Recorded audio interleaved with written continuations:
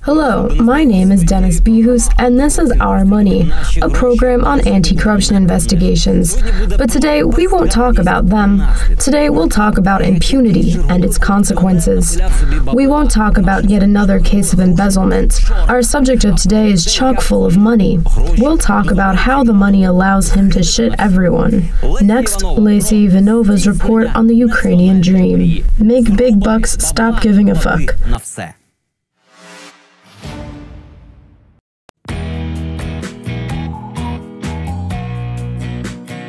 The Feofaniya Park in Kiev, 150 hectares of spruced-up forest and conservation park. The perfect place to have some quiet outdoors time.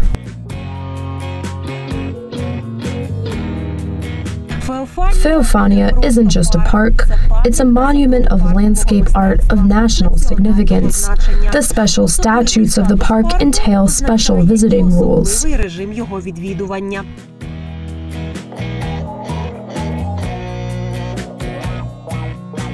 The park has a list of rules, and the first rule is no cars allowed. Only cyclists can drive their bikes here, and wedding processions can visit once to take photos.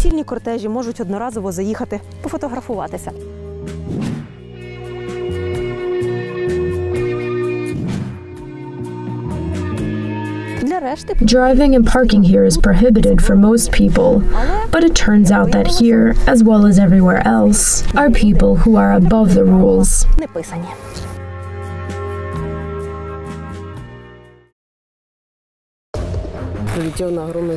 He drove at full speed. This is crazy because a lot of people are here with small children with strollers.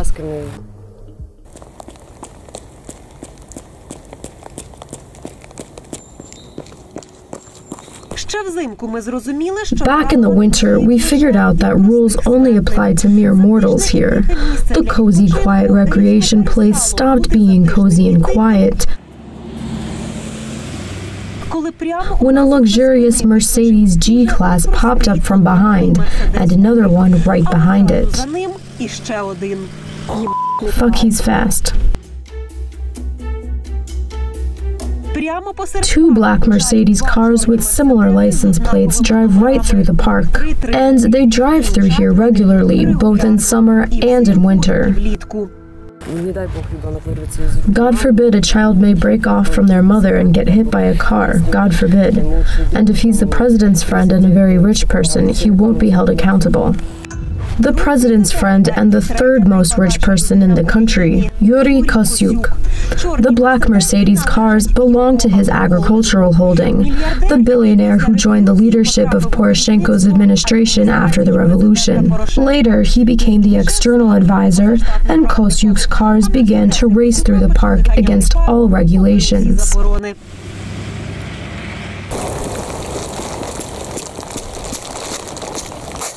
Pedestrian zone, Mr. Kosiuk, is where you walk with your legs.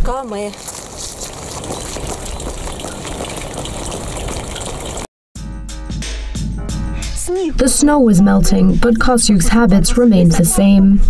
Another G-Class again, racing there and back again all day, like in that fantasy novel, There and Back Again. Do you see them often? Yes, I do. Like regularly? Yes, basically. Do you know who drives like that? Kosiuk lives there.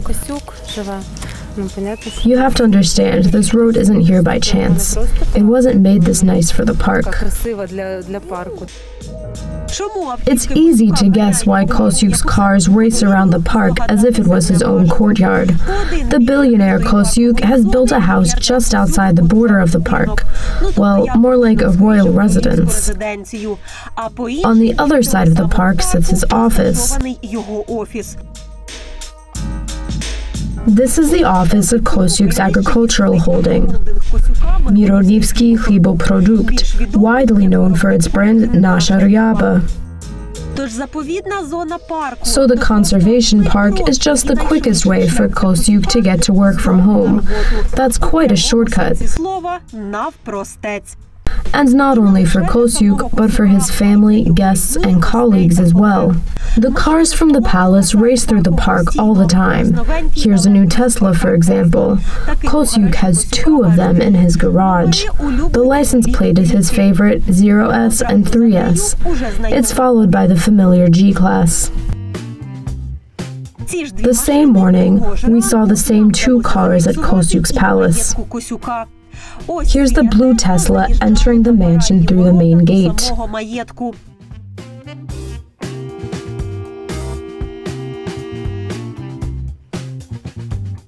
It's followed by the black G-Class, which parks in the back. In a short while, both the G-Class and the Tesla park are in the garage. If you watch the park for a couple of days, you could put down a roster of Kosiuk's company garage. Why do you need such a large house? Tell me. Let me tell you. We always receive guests. We love having guests. We really love our friends. They are our business colleagues who became our friends. We share both work and recreation. So there's always someone else living with you? Yes, we constantly have guests. According to our observations, this red Range Rover is a constant guest. The license plate is the favorite 0330 yet again, the same the G-Class and Tesla have. It's also owned by the Agri holding of the president's advisor. This Porsche seems to be a frequent guest as well. And this cherry Aston Martin. This must be a special guest, as it's accompanied by a G-Class. The Lamborghini Murcielago can't sit at home. It's been circling around the park all day. God, it rattles. This blue Ford Ranger plagues the park several times a day. It goes by the same route. To make a long story short, either Kosiuk changes his cars every day, or his whole company drives through the park. Kosiuk has built his mansion right against the Feofaniya Park. Today, you can approach the entrance to his palace by just going along one of the park's roads.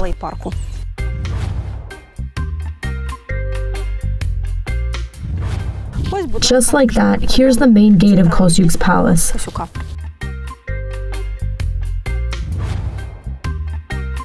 But this works both ways, because Kosiuk can use this road to walk right from his palace right to the park. That's where the problem is. Kosiuk doesn't walk, he drives.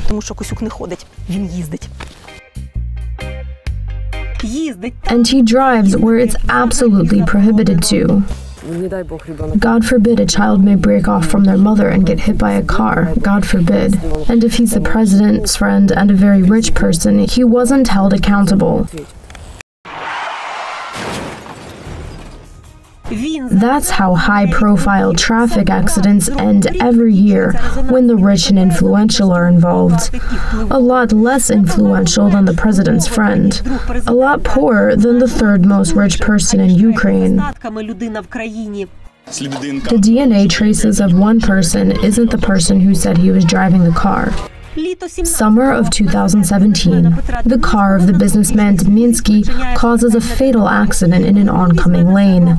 His guard took the fall. Dminsky fled to Switzerland. He hit the brakes only after the pedestrian crossing, so he ran the person over and only then started to brake. It's 2009. The car of Kiev's ex-mayor Alexander Omelchenko kills a person on a pedestrian crossing. The police will put the blame on the pedestrian. And in a couple of years, the car of the ex-mayor of Kiev, Alexander Omelchenko, has hit a woman and escaped. Again, a pedestrian was hit and killed. The driver took the fall and got a suspended sentence. For the 5th time, it was established that the young man got an epileptic seizure while driving. Winter 2016, Stanislav Tolstoyshev, a son of a businessman, drove over and killed a pensioner. The forensic exam said that he had a sudden epileptic epileptic seizure. He had lost his consciousness and could not control his actions. There are countless similar stories. He won't be held accountable. A story so familiar that it is seen as a rule which is upheld by the rich and mighty more often than the actual traffic rules. And it is also true about one of the richest. Some might say, you're manipulating, ramping it up. Kosiuk hasn't hit anyone. I'll say, let's not wait for it. Let's not turn the blind eye to the seemingly small. While I don't agree with that impunity, to not let it grow into some sort of fatal catastrophe. Many times each day, a cavalcade of the cool guys' cars races past the strollers, the children, the cyclists, through the restricted, mind this, territory of the park.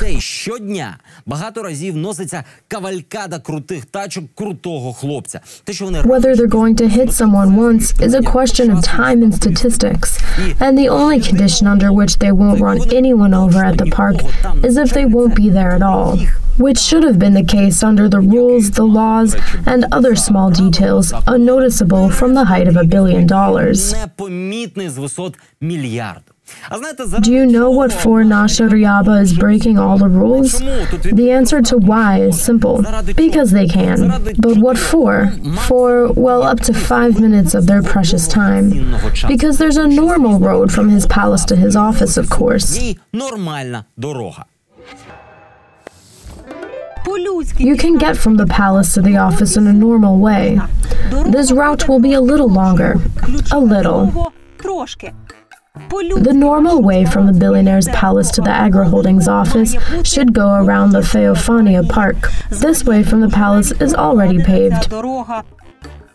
That's it. It goes by another construction of Kosiuk's. He has recently grabbed another plot of land near his palace, and it leads to an ordinary public road.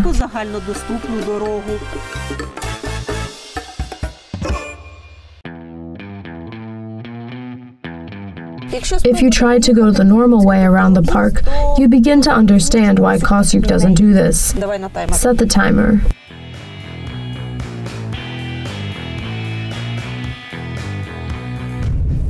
This is a narrow and beaten rural road.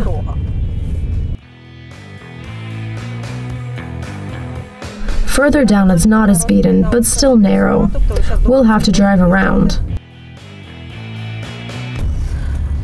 Then the road has 9 speed bumps. Can't race much here. 8, 9. Now the traffic lights begin. Who would want to wait for the green light?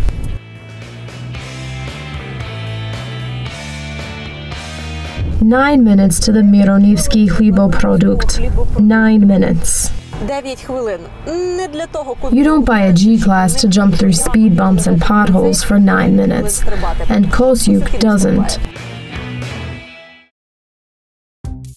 From the palace, he drives on the freshly built road through the Feofaniya park.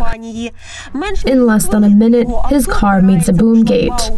The land and the forest around the gate belong to the State Institute for Evolutionary Ecology, which takes care of Feofaniya. They own the land and the forest, but not the boom gate.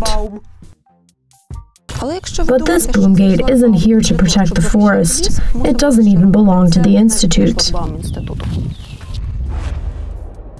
Did you install the boom gate? No. Who then? We had a metal boom gate there, and they've installed this in that one's place. Kosiuk did that? Yep. Do you at least have the keys? I don't. So you can't even drive in here. We don't own it. That's not our territory, it seems. Beyond the boom gate, the oligarch's car enters the park's territory, which is clearly under the control of the Institute's administration, but Kosiuk's cars race past the windows of the administration's building itself, because money makes you above any rules or control.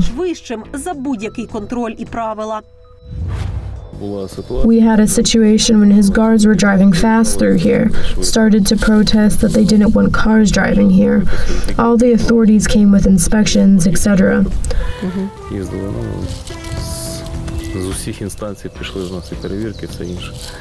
What came next? Nothing. They allowed him to drive through.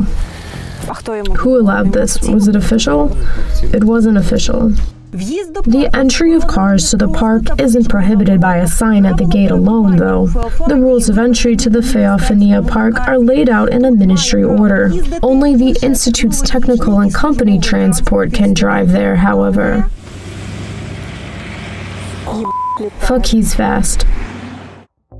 A small privilege for the official dollar billionaire. He can break the rules for free. Only cyclists can drive their bikes here, and wedding processions can visit once to take photos. Both will have to pay for that, though. A cyclist will have to pay $1, the same as a pedestrian. The newlyweds will have to pay a whole $10. Does Kosiuk even pay anything for driving through? He doesn't pay. Wedding processions have to pay $10. And he doesn't pay? He doesn't pay anything. We asked him for sponsorship to finish the fountain. We went to him several times, brought some projects, and that was the end of it. Thus, Kosiuk races almost to his office right by the runners and the strollers through the prohibited alleys of the park. Almost, because the park doesn't stretch all the way to the office, falling short of it some 400 meters, so they lengthened it. Here is the gate with the CCTV cameras embedded into the Feofaniya's fence. Officially, it's a fire exit. There's even a sign. We had a technical exit in case there's a fire, so that a fire engine could enter. But you know what it was made for. Quite an interesting fire exit, a 3-laned one. And it doesn't lead to a road from which fire engines could come.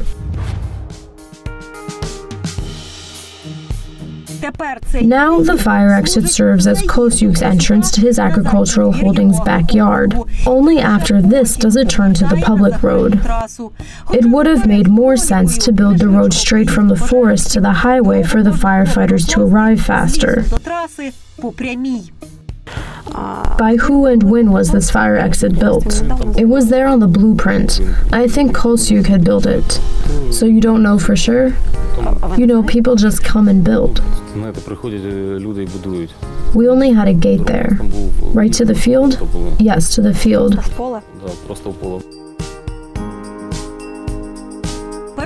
Naturally, it wasn't the park administration that built the gate. We asked local residents about the owners of the road, and they confidently nodded towards the office building. People don't think about everything, they think about their interests, and they thought they should build this road.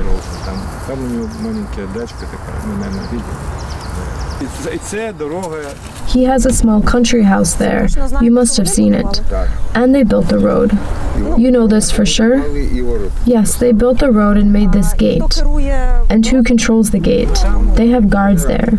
So that's their guards, not the park ones? No, not the park guards, their own guards. The gate is opened with a control panel. We don't know their arrangements, so we don't know for sure. But we know for sure that this road was made by Myronivsky Hliboproduct. And if there's a fire, God forbid, how to open the gate then? I told you, there's a button, you call there. The Myronivsky doesn't hide the fact that they've built the road, but the Kyiv State Administration told us that they haven't issued any permits for building roads on public land. Meanwhile, the agri-holding treats the road as its own. You just have to walk on it, and the security appears. Good day. I'm the security supervisor. Good day. We aren't on the company's territory. We are on public land. If you had contacted us, we would have issued you a permit of some sort. What do you have to do with this road at all? This is a fire exit from the Feofaniya Park. The object we are guarding is nearby, so everything around it is our concern. That's the goal and task of our job. That's not the first time you've come to our attention. Are you following us? I'm just trying to say that we are doing our job well.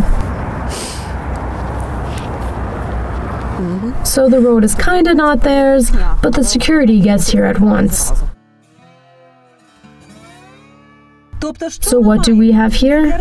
A billionaire builds himself a palace by the park. The billionaire builds an office above the park. The palace and the office are connected by a public road. But driving for an entire 9 minutes on a lousy public road isn't a billionaire-ish thing to do. A true Ukrainian billionaire won't put an ounce of asphalt on a public road to drive by the rules as mere mortals do. To save 5 minutes of his billionaire's time, he'd rather pave 2.5 kilometers of asphalt and screw the park with its rules, screw the ministry with its orders, and screw the Kiev administration with its permits, screw the park administration, which can't put an oligarch in his place. And most importantly, screw all of us and our safety. We got a written response to our info request from Kosiuk. It doesn't really add up to what we saw and heard before. Kosiuk assured us that he signed an agreement with the Institute to drive through. Who allowed this? Was it official? It wasn't official. And that they pay fees according to that agreement. Does Kosiuk even pay anything for driving through? Wedding processions have to pay $10 and he doesn't pay? He doesn't pay anything. That neither Kosiuk nor his company installed the boom gate. Kosiuk did that? Yep. Do you at least have the keys? Can you drive in there? I don't. And that the oligarch allocates money for park improvements. We asked him for sponsorship to finish the fountain. We went to him several times, brought some projects, and that was the end of it. At Courchevel parties, far from Ukrainian laws and rules, Kosiuk is a showy patriot.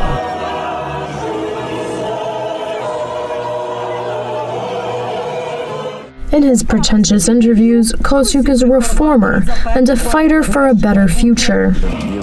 I think that I'm one of the most fervent people who fought against corruption, who want global changes in the country.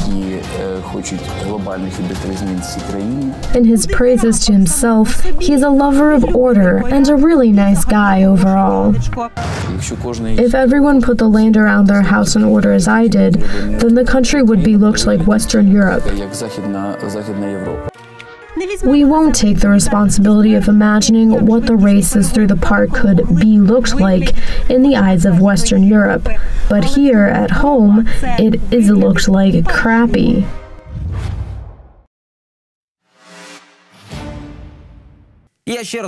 Let me stress that. No, this is not a report on something commonly considered a hot topic, neither about enormous governmental grants for Kosiuk's business, nor about how the company pays the taxes. It's not about money. It's about impunity and role-playing the elite. It's about not being able to implement European reforms in the country with the head so full of rubbish. And we really mustn't wait while a small impunity grows into a fatal catastrophe. Sure, everyone would talk about that then, but it would be too late. Prevention, my friends. Prevention is more important than treatment, both for people and chicks. That's all for today. You can watch any of our episodes on our YouTube channel, write us on social media. If you have an interesting topic, feel free to email us. See you on air in a week. This was Dennis Bihus and the program Our Money. Respect yourself. Goodbye. Поважайте себе. Бувайте.